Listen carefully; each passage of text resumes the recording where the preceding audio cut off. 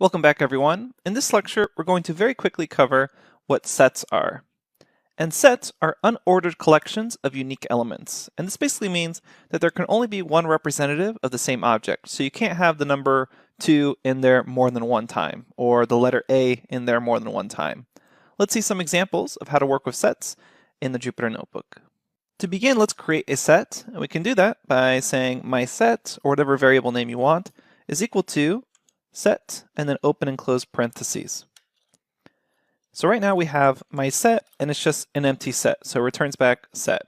If we actually want to add an object to the set, I can say my set, and then call the add method, and we can add one object to this. So let's add the number 1.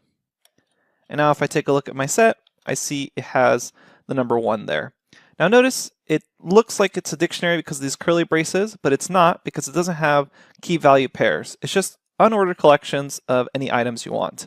So let's add in another object here. We'll say my set, add in the number 2, and then if I call my set again, if I call my set, I get 1 and 2 there. Now let's try adding 2 a second time and see what happens. If I call my set, it still just shows 1 and 2. It doesn't show 1, 2, 2. And this is basically what a set is.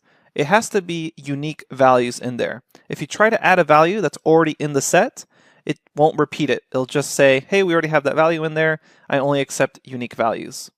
So when you're working with sets, it may not be super useful to add them in this manner. Instead, what it's really useful for is maybe casting a list to a set. That way you only get the unique values. So for instance, we'll say my list is equal to, and I'm going to place a bunch of repeated values in here. A bunch of 1s, a bunch of 2s, and a bunch of 3s. I'm going to run this, and then I'm going to cast this as a set, and now I get back only a set of the unique values. Keep in mind, sets don't technically have an order to them. Since we're dealing with very small sets here of just a few items, it looks like they have an order, but in reality, sets don't have any particular order to go in.